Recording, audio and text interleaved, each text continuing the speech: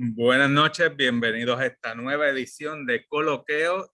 Ya vamos por la número 196 de la programación virtual que se coordina desde el Instituto de Cultura Puertorriqueña y donde se discuten temas de Puerto Rico y el Caribe. Yo soy Pablo Luis Crespo Vargas y seré su moderador.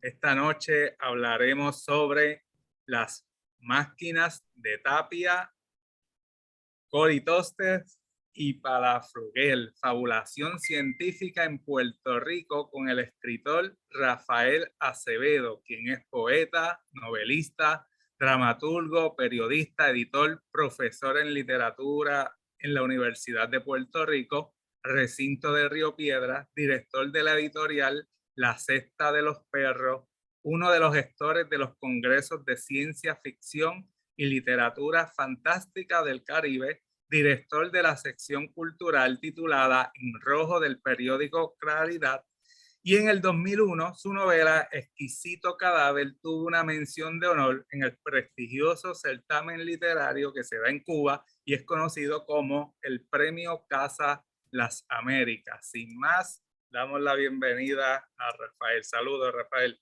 Saludos, saludos. Un placer estar aquí. Vamos a comenzar. Yo voy a tratar de hacer un resumen de una serie de ideas que estoy trabajando hace tiempo, hace par de años, junto con otras ideas que no están relacionadas, pero casi todo circunscrito al asunto de la fabulación científica. Fabulación científica que lo estoy trabajando en básicamente tres autores: Tapia, Cory Tostes y Pablo Morales Cabrera, pensando sobre todo en el uso o la representación de la máquina y del utensilio, de instrumento científico. Y esto lo uso como una especie de metáfora sobre esto, y con estos tres autores, ¿no? Como una reflexión o como un intento, digamos, de reflexionar sobre la posibilidad o la idoneidad de acceder a la modernidad y al uso de la razón en Puerto Rico, ¿verdad? En la sociedad en la que estaban inscritos. Y por supuesto uso el concepto de fabulación científica más que ciencia ficción por razones evidentes, ¿verdad? Como la ciencia ficción es más bien un nombre que se usa con fines, ¿verdad? de mercado. Gensback usó ciencia ficción porque es un buen tag, es un buen nombre para vender revistas.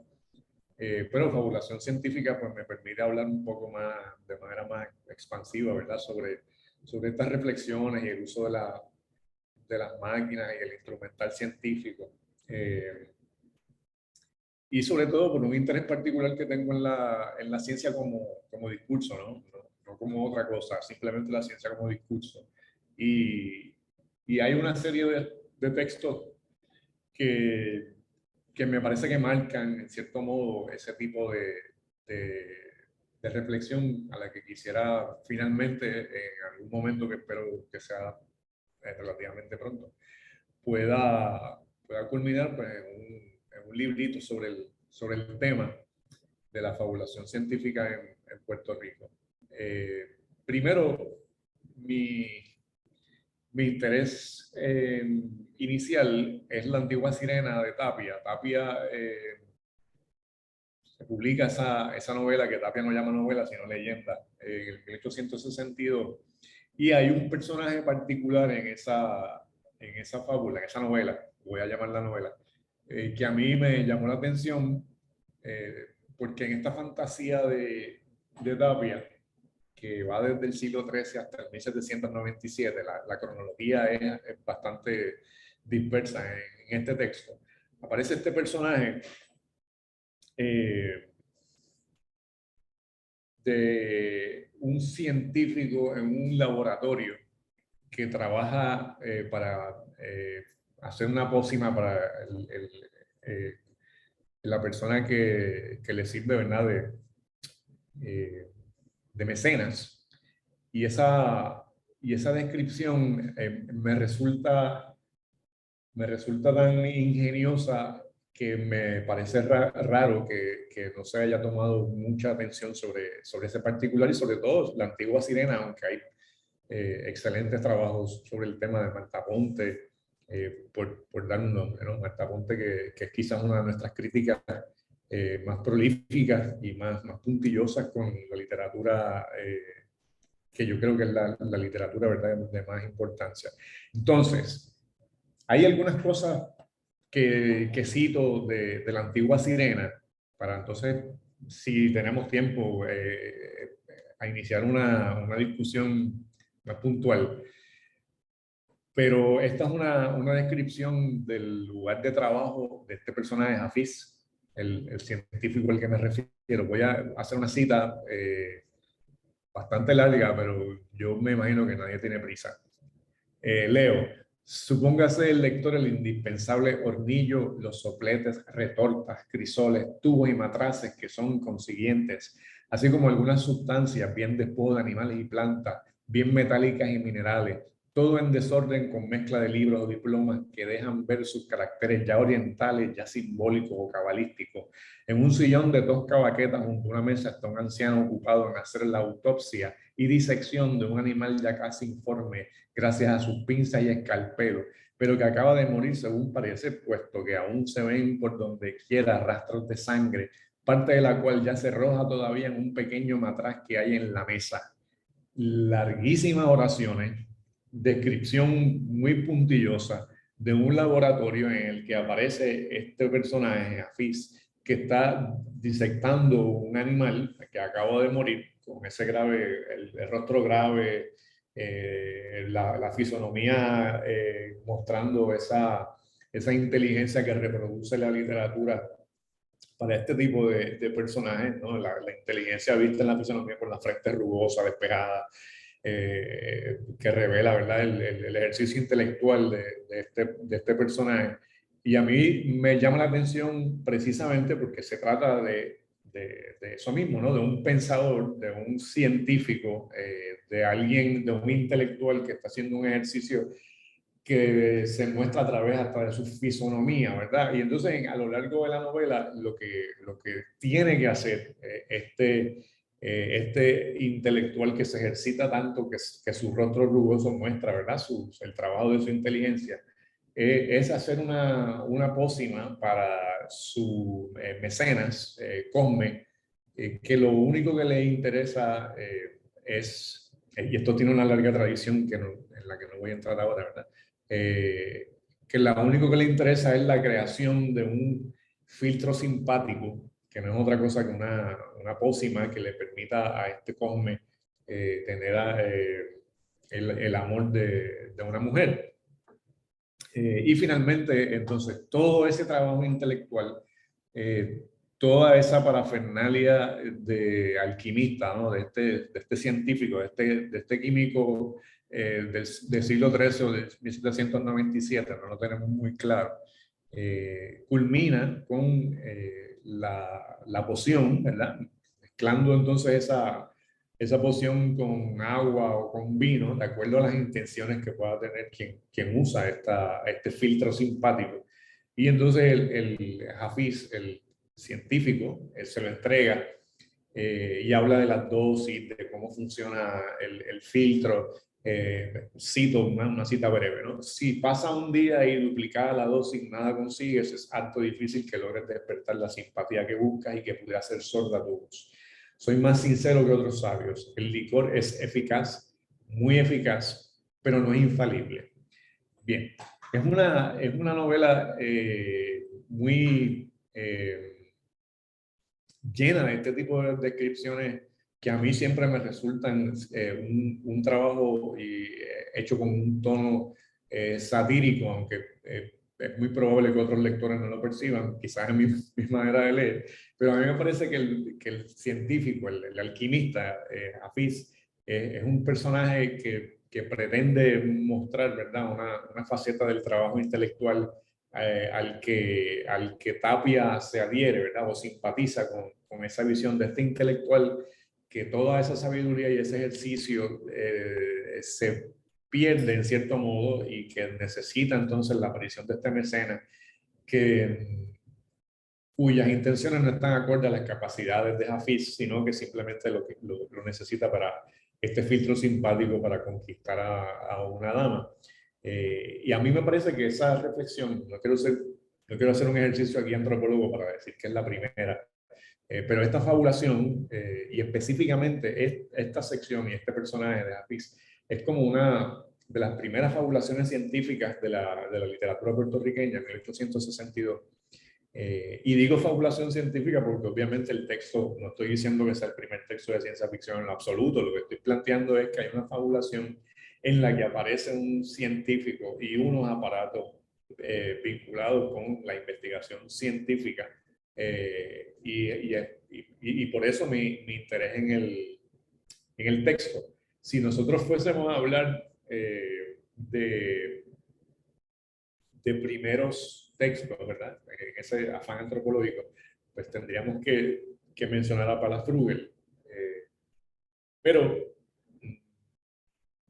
también con respecto a esta máquina, está la figura de la máquina, la maquinaria, el instrumento para producir a través de de la razón mecánica, también Colitóstenes.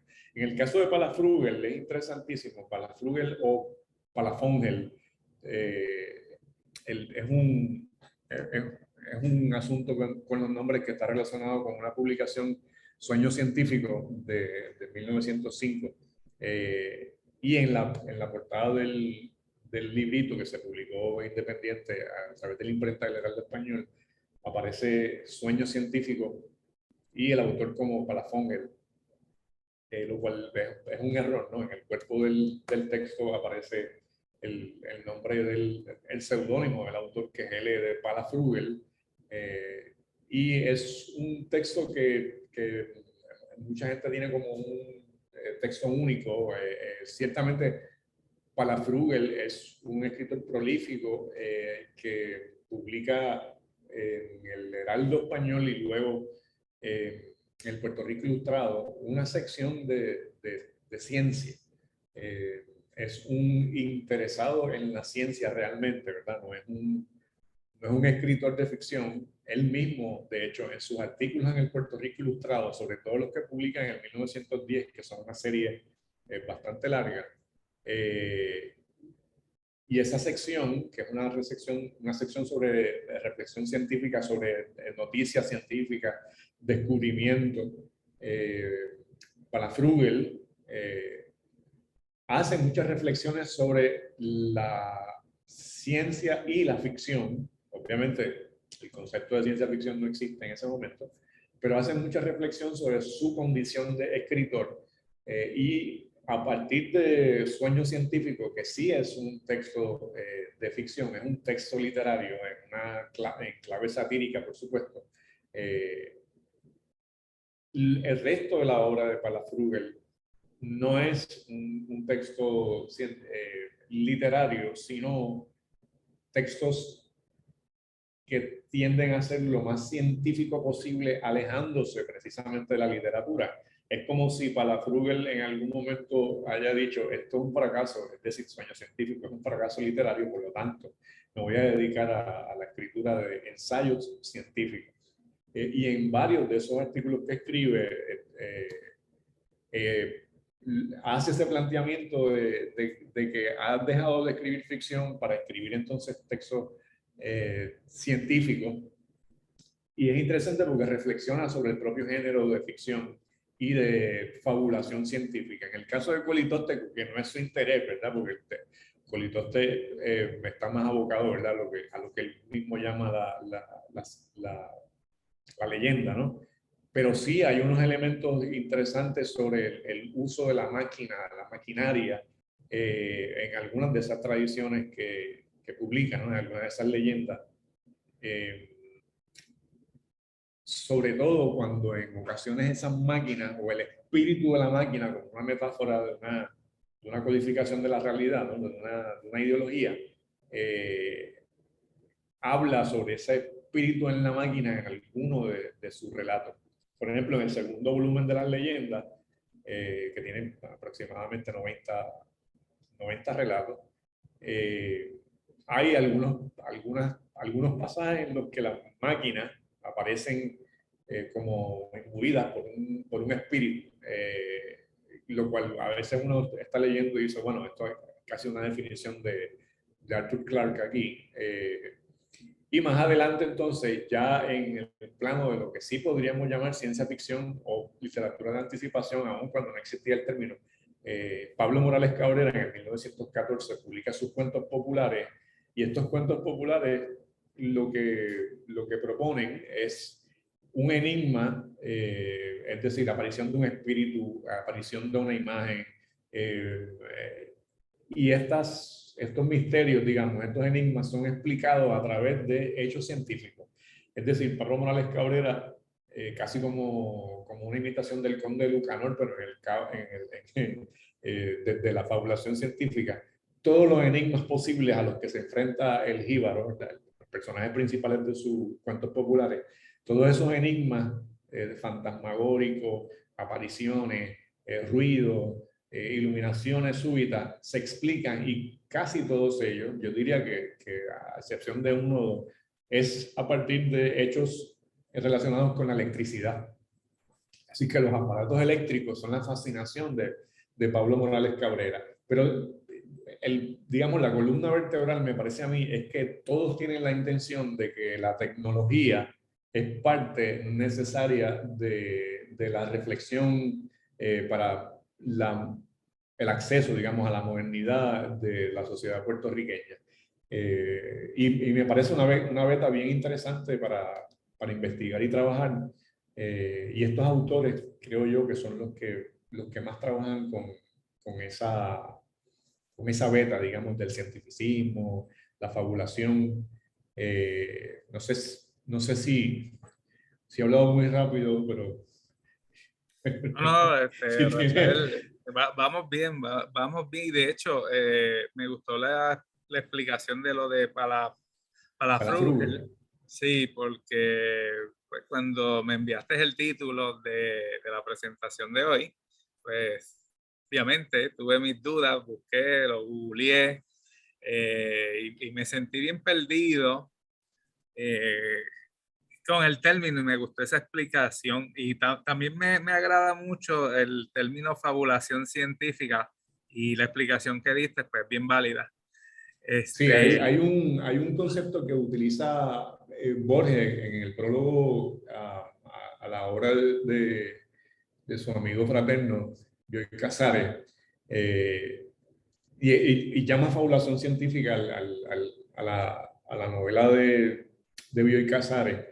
Y me gusta ese concepto de fabulación científica porque amplía el espectro, ¿verdad? Así que no solamente son novelas de anticipación del futuro, sino que ese tipo de reflexión con respecto a la tecnología, cómo la tecnología afecta a la sociedad, imbuido, ¿verdad? De algunos elementos así como leyenda, pues se permite hablar sobre el asunto. Si usamos ciencia ficción dura, ¿no? Como las obras de Asimov, etcétera, pues no entrarían en la discusión. Palafrugel es interesantísimo porque, de hecho, hay una antología de reciente publicación, y perdonan mi falta de memoria en este momento, hay una antología de textos de ciencia ficción que acaba de publicar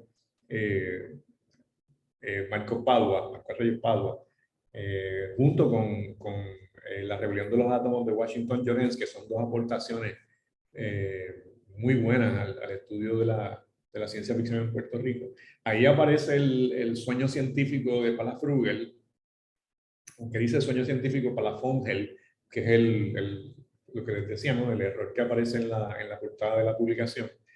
Pero Palafrugel es un estudioso de la ciencia y escribe sobre ciencia.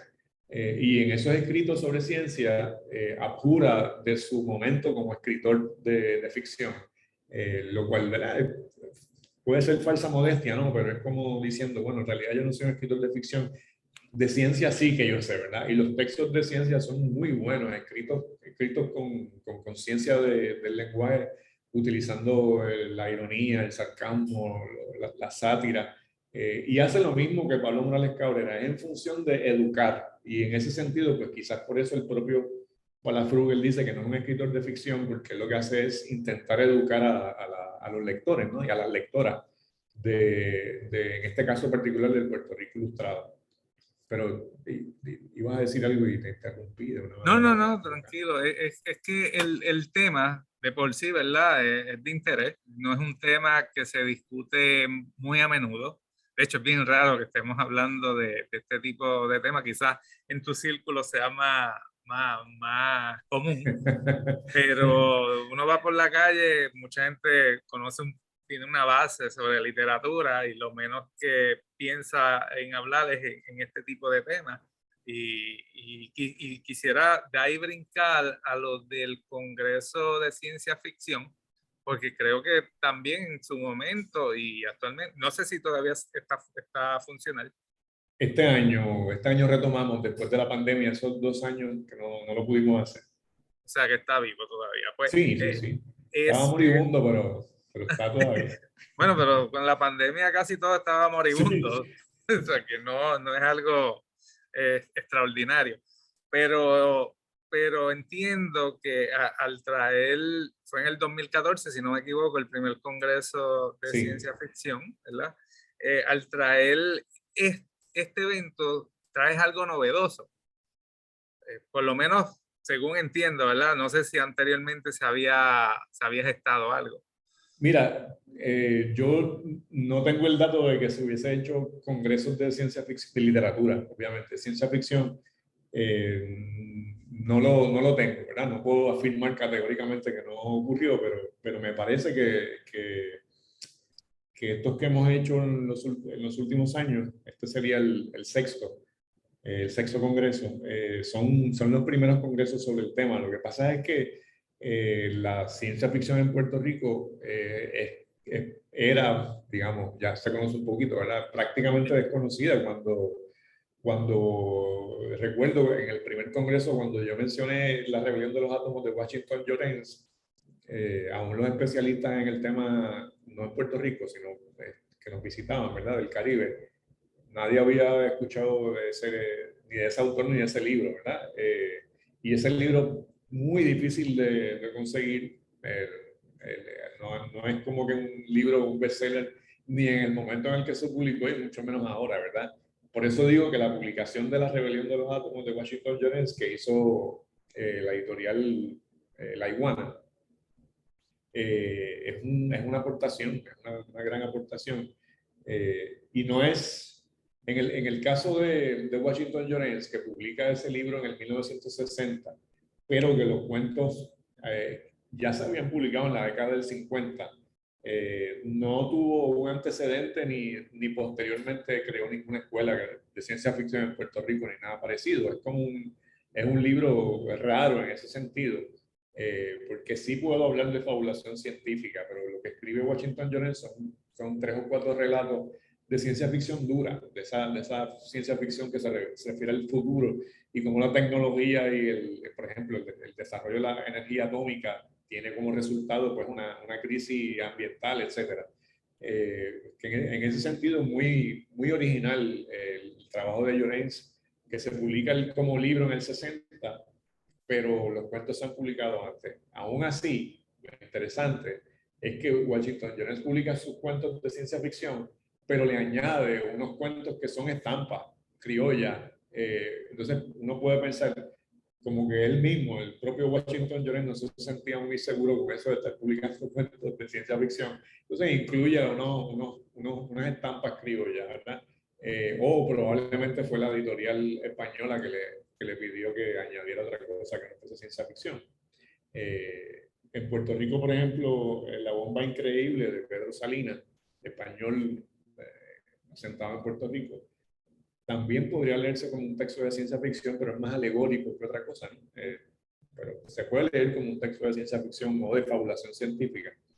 En esos años, ¿no? Si hablamos entonces ya de año final del siglo XX y ya entrado el siglo XXI, exponencialmente las publicaciones de ciencia ficción son muchas, son bastantes.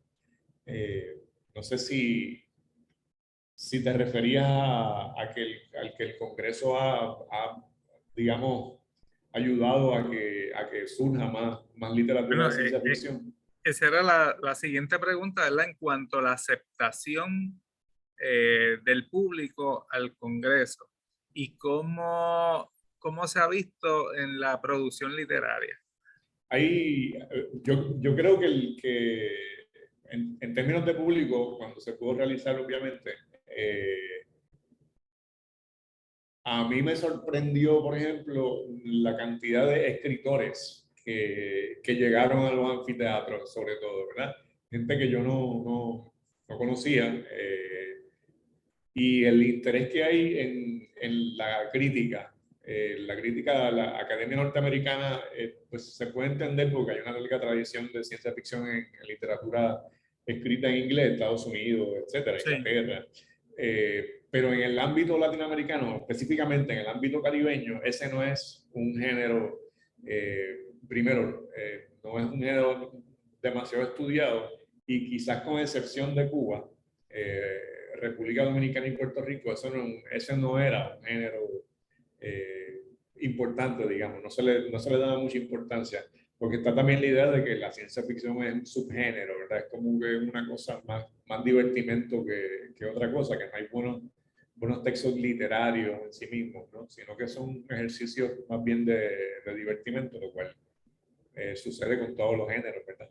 Eh, eh, en términos de público, pues eh, yo creo que sí ha sido exitoso en términos de público, pero más que nada en términos de discutir y dialogar con otros escritores sobre los temas relacionados con la ciencia, la fabulación científica, ciencia ficción. Yo creo que eso ha generado mucha discusión y producción también. Mucha producción de ciencia ficción. Yo diría que a partir de hace unos 7 u 8 años, se publica mucha ciencia ficción. Decir mucho poco es relativo, ¿verdad? Quiero decir muchísimo más que antes. bueno, sí, sí. Quiero decir, ¿verdad? Aquí se publica mucho por razones obvias, ¿no? Ahora la publicación no es más fácil, pero es más posible por razones que todos conocemos, ¿verdad? Pero mira, hay escritores como Patsy Lippmann, que es una escritora Sí. joven, que escribe literatura juvenil, escribe literatura neogótica, yo lo llamo, ¿no? Son textos casi como thrillers de misterio. Y ella es una de esas escritores que escribe ciencia ficción, ha ganado premios, de hecho, escribiendo novelas de ciencia ficción, sobre todo en la literatura juvenil. Gretchen López, otra escritora de ciencia ficción, tiene un libro, Otsukimi, que es uno de esos libros de ciencia ficción. El Congreso nos ha permitido establecer vínculos con otros escritores de Cuba, de República Dominicana, como de hecho, y publicar escritores de República Dominicana y Cuba. Odilius Black, que es un escritor dominicano que ha venido ya a 2 congresos y tiene unas publicaciones de ciencia ficción e historia, y es bastante polémico porque su tipo de escritura, ¿no? Que es lo que en inglés se llama el what if, la ucronía, Sí. ¿qué hubiese pasado si, por ejemplo, Trujillo estuviese todavía en el poder? Pues él tiene novelas como esa y pues se ha ganado el odio y el amor de algunos lectores, porque parecería, ¿no?, que tiene una simpatía particular Te con la voy a figura. confesar algo, Rafael. Tú sabes que yo soy historiador, pero también escribo. Hubo un momento de mi vida, un periodo como de 10 años, que me pasaba leyendo ese tipo de literatura, claro, en inglés, porque en español casi no Ajá. se consigue, es bien difícil. Pero en Estados Unidos, ese tipo de literatura se mueve mucho. Sí. En español le dicen historia alternativa o algo así, creo, Sí, ¿verdad? sí, sí. Pero en círculos como el de los historiadores es mal vista. O sea que ya públicamente me fastidié, ya me puse el sello ahí, todo el mundo me va a tirar a partir de que se acabe el programa. Pero es interesante porque de todas maneras son discusiones históricas. Es decir, es historia alternativa, es reflexionar sobre qué hubiese pasado si los polos hubiesen sido diferentes. Philip K. Claro. Dick tiene un trabajo, The Man in the Castle, creo que se llama la novela, que es que hubiese pasado si Alemania hubiese ganado la Segunda Guerra Mundial. Entonces Sí. esa novelita es una reflexión sobre eso. Bueno, es una discusión histórica, ¿verdad? Ujú. A fin de cuentas, desde Hayden White sabemos que la ficción y la historia están hermanados, ¿verdad? Que hay unas estrategias de escritura Sí, de la historia que son similares a la literatura. Cuando tú escoges qué cosas dices y qué cosas no dices, cuando ahí tienes que llenar cosas que no aparecen en un documento, bueno, pues tú haces alguna conjetura con respecto a lo que falta en el documento. Bueno, pues sí. eso, hay unos elementos de ficción ahí que yo sé que es difícil que historiadores tradicionales digan que eso es Eh, así, que eso es sí, viable, pero bueno. en historia, por lo menos yo lo trabajo como el mito. ¿Sabes? Y yo soy de los que cree que quizás el 60% de la historia son mitos, está mitificada. ¿Sabes? No necesariamente eso fue lo que ocurrió, sino que ese es lo que yo como historiador pienso que fue lo que ocurrió. Exacto. Y ahí vienen otros elementos como mis prejuicios que se arropan a ese hecho y crean bueno, crean una historia. Que de hecho eso mismo plantea, por ejemplo, estoy tratando de buscar aquí la página, pero tengo un desorden en la computadora, pero eso Sí. mismo plantea el prólogo de las leyendas de Colitoste, olvídate, no lo voy a encontrar. En las leyendas de Colitoste, el prólogo de Carlos Carreras, que cita a Aníbal Latino, etcétera, pero el planteamiento que hace precisamente Carreras es que la historia, como tú sabes, Colitoste era, eh, digamos, entre comillas, es un historiador oficial del Estado. Pero Pues sí, Carreras decía, la historia o digamos, las leyendas y los mitos contribuyen al ejercicio de la escritura de la historia, porque los mitos nos hablan de la sociedad, tal como nos hablan los documentos. Es como cuando trabajamos en la historia de Puerto Rico con el folclore, por ejemplo. Yo recuerdo una polémica hace muchos años con respecto a la figura de Águila Blanca. Que Águila Blanca, bueno, hay unos documentos que dicen que Maldonado, me parece que Ángel Maldonado es un bandido y hay estos otros documentos que dicen que Maldonado nació en tal sitio, este nació en otro sitio. Pero hay un folclore, hay unas canciones populares, hay unos textos populares que dicen que este Águila Blanca es este personaje que hizo estas otras cosas. Entonces, cuando uno hace un trabajo histórico tendría que contar también con esas cosas que no son los documentos oficiales claro. para construir la historia, porque pienso yo, los documentos oficiales del gobierno español o del ejército norteamericano, ¿qué van a decir sobre Maldonado? Pues por supuesto que van a decir que es un bandido, ¿no? Van a decir que es un héroe, que es un héroe popular. Por supuesto, ¿no? Desde la oficialidad no van a hacer ese tipo de planteamiento. Así que el ejercicio historiográfico también habría que incluir en el ejercicio de la escritura de la historiografía, pues algunos recursos retóricos que son propios también de la literatura. Eh, De hecho, yo entre mis hablando apuntes, como de las rápido. cosas que te quería preguntar, digo, ya que entramos a este tema, yo aquí tenía que me gustaría que me hablaras investigación, porque tú eres un investigador, historia y literatura. Pues eh, Esos tres conceptos juntos.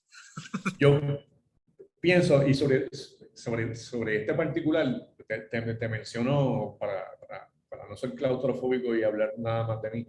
Yo creo que, si tomas el ejemplo de Marta Ponte, que es una de mis escritoras favoritas, mi escritora puertorriqueña favorita, si alguien investiga, y si alguien hace investigación histórica en Puerto Rico, es Marta Ponte, y eso lo ves en los textos literarios. Eh, el de William Carlos Williams, el último, el de Aguirre.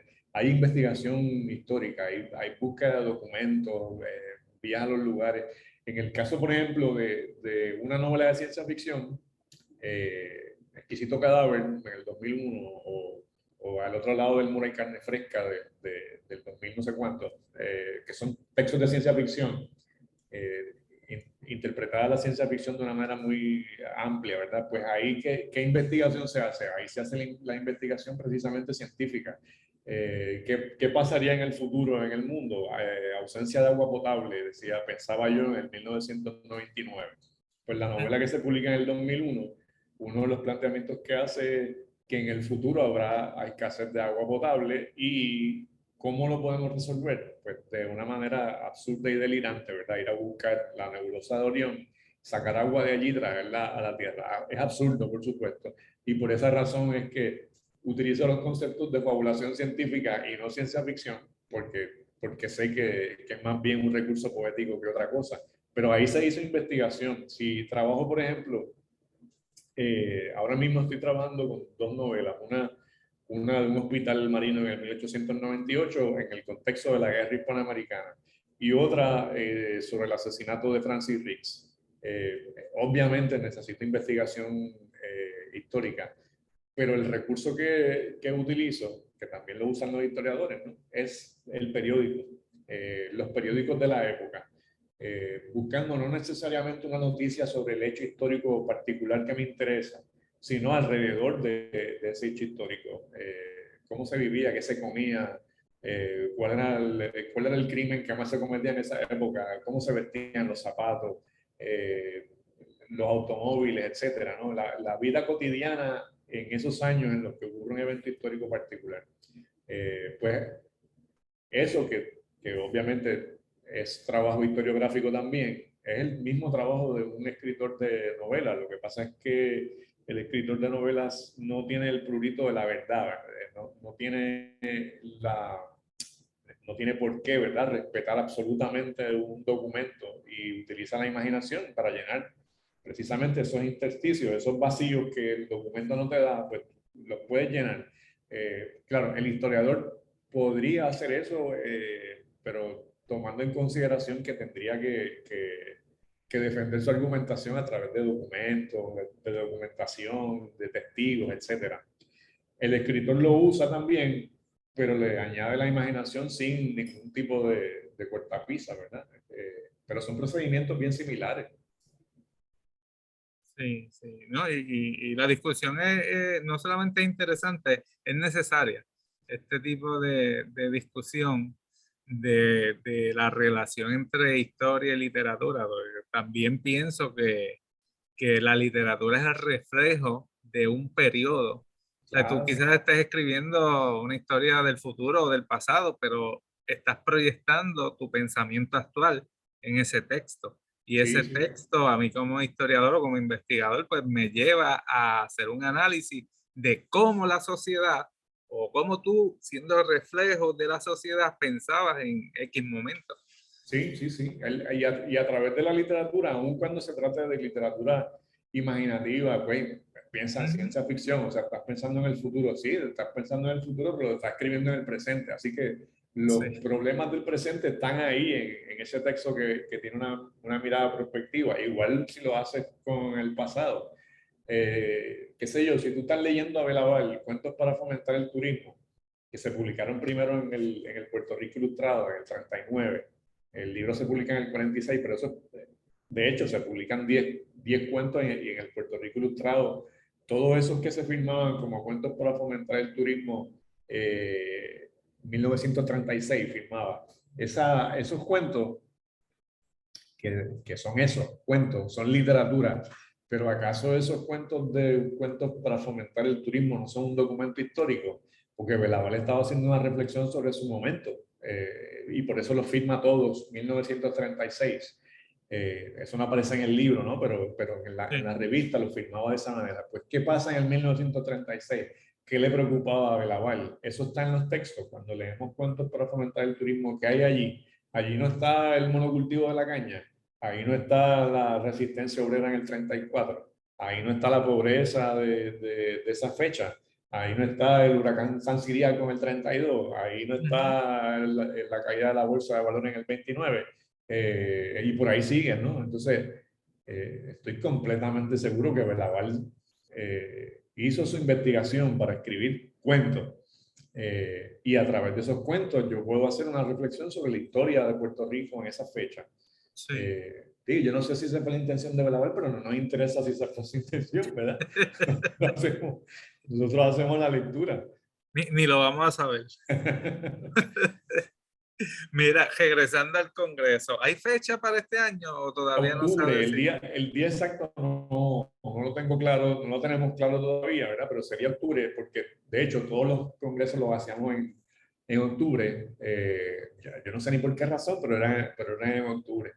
Ahorita te estaba hablando de Patsy Littman y Sí, Gretchen López como escritoras de ciencia ficción. Ana María Fuster también es escritora de ciencia ficción y hay un escritor que lleva escribiendo ciencia ficción hace muchos años que se llama David Caleb Acevedo, ok. no tiene relación conmigo. De hecho, se cambió el nombre, ahora no recuerdo su nuevo nombre, pero ese era el nombre con el que firmaba, David Caleb Acevedo, que es excelente escritor de ciencia ficción y es un tipo de ciencia ficción además que incluye el discurso queer. Así es que le añade como otra dimensión, ¿verdad?, a los textos. De Cuba, por ejemplo, vino en dos ocasiones, que es quizás el escritor de ciencia ficción cubano más conocido ahora, que se llama Joss. Eric Mota, ojalá pudiera venir, pero es un escritor que conocimos a través de los comentarios, ¿no?, que nos hacían Joss, por ejemplo, sobre los escritores de ciencia ficción en Cuba. Eric Mota es un excelente escritor y además un gran crítico y comentarista y conocedor de la ciencia, porque es físico. Eric Mota es Ah, científico, además de sí. escritor. Los que te he mencionado, los otros que te he mencionado, yo creo que que ni salían bien en las clases de ciencia, pero escribían ciencia ficción. Otra escritora cubana con la que hay muy buena comunicación, Mayeli González, residente en España. Y el Congreso ha servido para eso, para establecer un montón de conexiones con otros escritores, sobre todo, te decía, de República Dominicana y Puerto Rico, porque lo restringimos a ciencia ficción del Caribe hispano. Sí. Porque si hubiésemos incluido los de habla inglesa o francesa, o creolo, lo que fuese, ¿no? Pues no podríamos manejarlo. Y habíamos pensado sí extenderlo, pero la pandemia detuvo esa posibilidad. Ahora mismo, si alguien en el público te pregunta o me pregunta, ¿verdad? ¿Alguna antología que esté vigente, que se pueda conseguir en las librerías aquí en Puerto Sí, Rico y puertorriqueños? acaba Ajá, de salir una antología que, de hecho, si mi memoria no me falla, comienza con Palafrugel, aunque dice Palafongel, pero es Palafrugel, y se llama obviamente Antología de la Ciencia Ficción Puertorriqueña, Ediciones Iguana. Eh, Debo tenerla por aquí, pero ahora no la voy a buscar. Y además está La Rebelión de los Átomos de Washington Llorens de 1960, que también la publicó Iguana. Ahora, si estamos hablando de ciencia ficción contemporánea, y contemporánea son 20 años, ¿verdad? Más o menos, finales del siglo XX, principios del siglo XXI, hay dos colecciones de cuentos, historias tremendas eh, de Pedro Cavilla, que todavía está por ahí en circulación, en la cabeza de Pedro Cavilla. Eh, Está Exquisito Cadáver, que la publiqué en el 2001, que mi recuerdo es que es la primera novela, si seguimos haciendo cosas así arqueológicas, ¿quién fue el primero? No tiene ninguna importancia. Novela, pues, Exquisito Cadáver en el 2001, y hay 5 o 6 libros de David Caleb Acevedo, eh, que te decía que es interesantísimo porque es ciencia ficción a la que se le añade el discurso queer. Eh, y si alguien está interesado, Gretchen López, Patsy Littman, eh, eh, a María Fuster, y hay otros escritores y escritoras que, por ejemplo, hay un trabajo de Glendaliz Marrero que se llama Conversaciones en la Niebla, que es ciencia ficción lírica. Sí. No es ciencia ficción dura, es decir, si alguien está buscando ciencia ficción como la de Isaac Asimov, pues esa no es De hecho, yo creo que en Puerto Rico, una de las características que tiene la ciencia ficción en Puerto Rico es que no es ciencia ficción dura, esa ciencia ficción que no se permite el discurso lírico ni la búsqueda de la riqueza del lenguaje, ni densidad antropológica, metáfora. Esa es la ciencia ficción en Puerto Rico, ¿no? No es la ciencia ficción dura. No que no la haya, ¿verdad? Es que yo no la conozco, ¿verdad? Yo no me atrevo a decir que yo me he leído todos los libros. Pero lo que yo conozco de la ciencia ficción en Puerto Rico no es ciencia ficción dura, es muy, juega mucho con el lenguaje. Sí, mira, nos quedan un cuarto de hora. Me gustaría cambiar a otros temas. Seguro. Mencionaste Exquisito Cadáver. Me gustaría que nos comentaras un poquito de Exquisito Cadáver y de la oportunidad que tuviste de participar en lo de los premios, Pues Casa de las Américas. el Exquisito Cadáver es un texto que en cierto modo reflexiona con mi experiencia cuando me fui de Puerto Rico a hacer estudios graduados en Estados Unidos, que es como que era para mí, ¿verdad? Como ir a otro planeta. Pero porque es otro idioma, y segundo porque es otro clima, otra gente, etcétera. Y entonces, usándolo como una excusa, pues comencé a hacer textos en los que hacía literalmente eso, ¿verdad? Un sujeto en un futuro post-apocalíptico, por supuesto. Sí,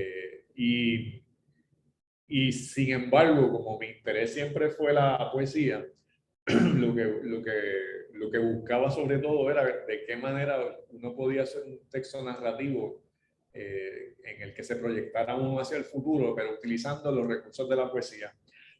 Eso es un proyecto, una poética que surge de la idea y la certeza absoluta del fracaso. Es decir, con esto quiero decir, la ciencia ficción es de suyo un género que no es muy bien visto por la, digamos, la institución literaria, por la academia de literatura, quiero decir. Así que escribir ciencia ficción es como una apuesta al fracaso. Pero además, escribir ciencia ficción que tenga la pretensión de vincular la poesía con la ciencia ficción es un doble fracaso. Así que el proyecto de Exquisito Cadáver era ese riesgo, ¿no? Es como, vamos a escribir este texto con una fabulación científica bastante puntillosa, pero a la misma vez utilizando modelos de escritura como Lezama Lima, por ejemplo, que era una de mis escritores de cabecera. Entonces, ¿por qué ese texto se puede publicar? Se puede publicar porque yo lo envié al certamen de Casa de las Américas. ¿Por qué al certamen de Casa de las Américas? Porque el certamen de Casa de las Américas no está vinculado a una gran casa editorial, por lo tanto no tiene ninguna necesidad de buscar algo muy digerible. Y tuve bueno, ocurrió que le concedieron una mención de honor. sí.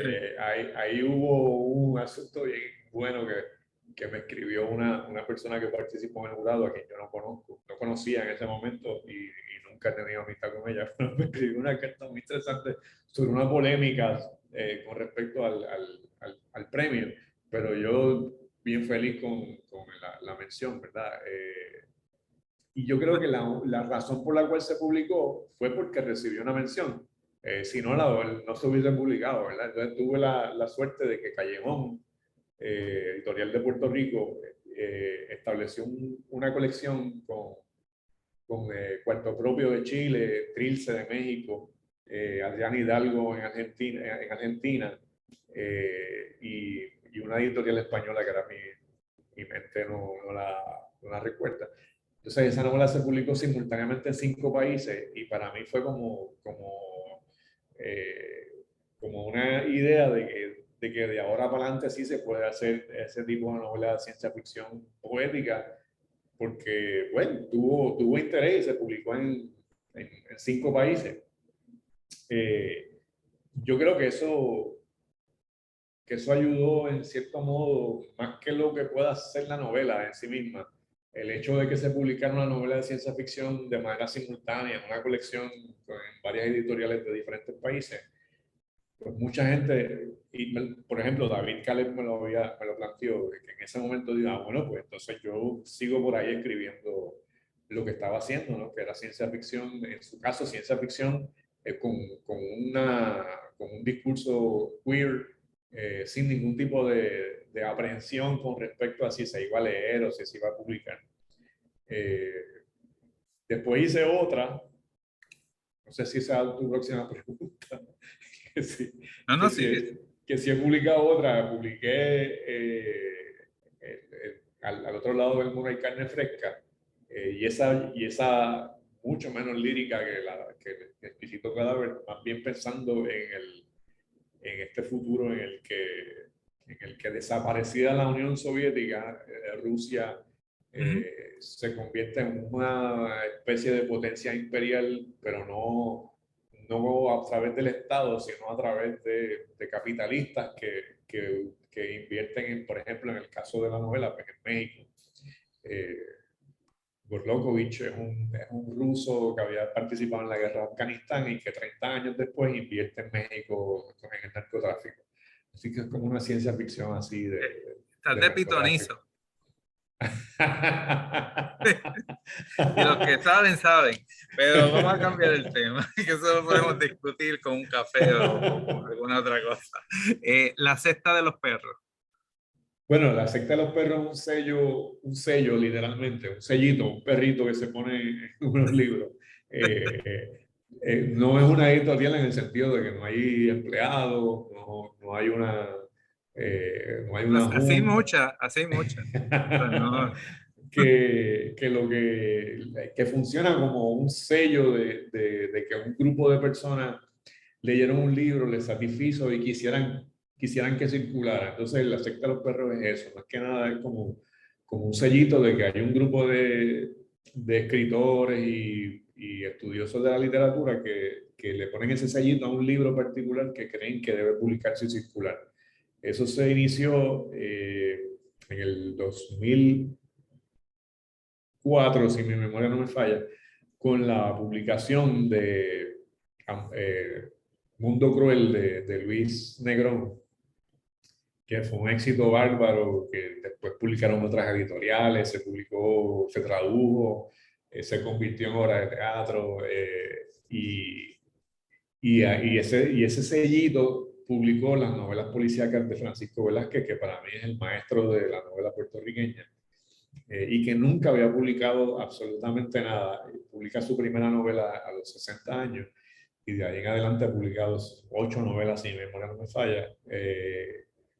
Y entonces eso es como publicar a aquellos escritores que a mí me hubiese gustado verlos en las librerías. sí. Y ha funcionado, en ese sentido ha funcionado. Yo creo que Luis Negrón, Pancho Velázquez, Gretchen López y algunos otros escritores y escritoras que están por ahí, alguna gente habla de ellos. Está chévere. Bueno, algunos, y son bastantes, no son algunos, pero, pero nada, Mira, a mí, por ejemplo, antes de terminar, por ejemplo, los trabajos, yo sé que eso no se estila, ¿verdad? Pero los trabajos que tú haces, por ejemplo, los trabajos sobre lo relacionado con lo que yo llamo la cacería de brujas en Puerto Rico, todo lo relacionado con las leyendas, con todo eso vinculado, a mí, una vez hablé contigo en una feria del libro y creo que estamos hasta hablando de la charca de la bruja sí, en el muelle de San Juan. Entonces, esos trabajos como el tuyo son igual que los trabajos que hace Carmen Ravel sobre un espía holandés en Puerto Rico. Esos son temas de historiadores que le sirven también de material a los que hacen ficción, y y por eso el vínculo de la historia con la literatura no es solamente en el ejercicio de la escritura, es que los escritores leen a los historiadores con el propósito de alimentarse, ¿no? De buscar una fuente de inspiración y de datos también. Así que aprovecho para agradecer tu trabajo como Gracias, gracias. historiador, porque debo tener un par de cuentos por ahí que después te enseño sobre Está bien, también inspirado en... por ahí vienen más estudios sobre las brujas en el Caribe, pero pues el tiempo a veces traiciona. Sí, no, yo sé, eso es... Y de hecho, quería terminar con una última pregunta, y no es en el aspecto económico, porque en el aspecto, en los aspectos económicos, ser escritor o editor no, o sea, uno lo hace porque uno le gusta. Sí, sí. Pero, ¿qué te llena más, editor o escritor? Pero, a mí me gusta, o sea, no gusta, o sea, es que yo necesito escribir, a mí, yo tengo que escribir, yo me levanto por la mañana y escribo, no necesariamente literatura, porque pues, puedo escribir, qué sé yo, alguna notita para el periódico, algún comentario sobre alguna noticia y sentarme a escribir. Una sensación de completud, digamos, es como que estás haciendo lo que te satisface, ¿no? Dice la palabra del Señor, el obrero es digno de su salario. Para mí es como hacer lo que te hace feliz, ¿no? También lo dice Carlos Marx con otras palabras, ¿no? Pero es que el producto de tu trabajo te satisfaga, eso es como la libertad absoluta. Sí, Escribir y producir algo y tenerlo es como sentirse que uno es digno, ¿verdad? Del trabajo que ha hecho. Eso no redunda necesariamente en beneficio económico. Es no, una cosa puramente humana, digamos. Es como sentirse bien, sentirse satisfecho, pero no te va a redundar en un demasiado beneficio económico. Digo, hay alguna gente que sí, pero es muy poca gente que puede vivir de la escritura en el mundo, lo digo yo en Puerto Rico. Pero además, a mí me encanta leer libros que me envían y que me gustan tanto que los tengo que publicar. O sea, son sensaciones diferentes, pero a mí me ven muy satisfactorias. Editar un libro y ayudar en la posibilidad de que se publique también es una gran satisfacción porque pienso que es la aportación mínima que uno está haciendo al acervo cultural de un país. Yo creo suena como una exageración, ¿verdad? Pero yo creo que Puerto Rico es mejor porque Pancho Velázquez ha publicado novelas policíacas. Yo creo que Puerto Rico es mejor porque Luis Negrón hizo Mundo Cruel. Yo creo que Puerto Rico es mejor porque tú publicaste tus estudios historiográficos, porque Marta Ponte publica sus novelas. Entonces, ayudar a eso, pues estás ayudando a que el país esté mejor, pienso yo. Pero lo pienso en serio, o sea, no es relajo. súper. Nada, Rafael, gracias por tu tiempo Gracias a ti por la por invitación y estar la aquí con charla. nosotros. También agradezco a nuestro público que nos ve en cada uno de los programas. El programa fue grabado. Mañana o pasado mañana va a estar en YouTube. Te voy a enviar el enlace para que lo tengas. Y nada, gracias nuevamente. Para mí todo un honor y un placer estar contigo esta noche Muy agradecido. en esta conversación. Y gracias a todo nuestro público. Buenas noches. Gracias por leer. Así mismo, gracias por leer.